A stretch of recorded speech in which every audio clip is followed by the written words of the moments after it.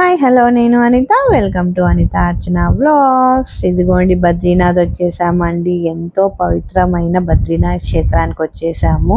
Alaknanda river ఒడ్డున బద్రీనాథ్ క్షేత్రం. అబ్బా ఎంత బాగుందండి చూడడానికి. అసలు మేము ఫస్ట్ బద్రీనాథ్ రాగానే మానా వెళ్ళి అక్కడ సరస్వతి పుష్కరాలు చూసుకొని బద్రీనాథ్కి దర్శనానికి వచ్చామన్నమాట. బద్రీనాథ్ అన్న పేరు ఎందుకు వచ్చిందంటే శ్రీమన్నారాయణుడు బాలుడి రూపంలో శివపార్వతులను మెప్పించి ఈ క్షేత్రం తనకే కావాలని కోరగా శివపార్వతులు తనకిచ్చేశాడని అదొక స్టోరీ.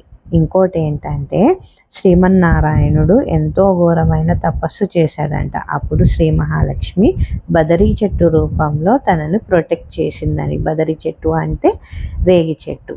అందుకు గాను ఈ క్షేత్రానికి బద్రీనాథ్ అని వచ్చింది అని చెప్తారు. అలకనంద రివర్ చూడండి ఎంత బ్యూటిఫుల్గా ఉందో. కొండల మధ్యలో నుంచి వచ్చేస్తూ ఉంది. ఇంకోటి ఏంటంటే నరనారాయణులు ఇక్కడే సంచరించారని ఘోరమైన తపస్సు చేశారని చెప్తా ఉంటారనమాట. ఇది వచ్చేసి బ్రహ్మ కపాలం.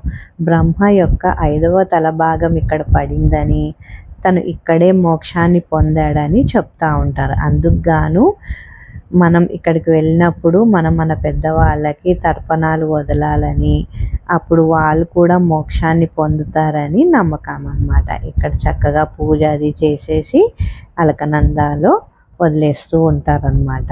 అయితే ఇక్కడ పంతులు గారు కొంచెం అమౌంట్ తీసుకొని దానికి సంబంధించిన మెటీరియల్ అంతా వాళ్ళే ప్రొవైడ్ చేస్తారు. 1.5 అవర్ ఉంటుంది పూజ.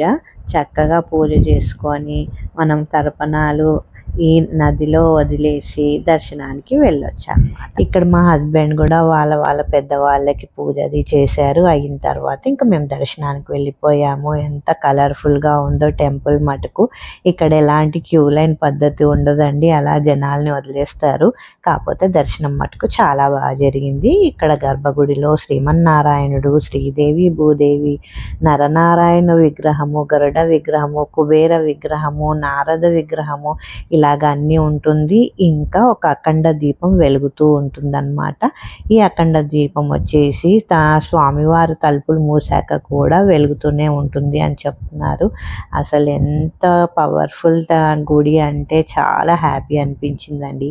ఇదండి నా వీడియో కనుక నచ్చినట్టయితే లైక్ చేయండి, షేర్ చేయండి, సబ్స్క్రైబ్ చేసుకోండి. కంపల్సరీ బద్రీనాథ్ వెళ్ళడానికి ట్రై చేయండి.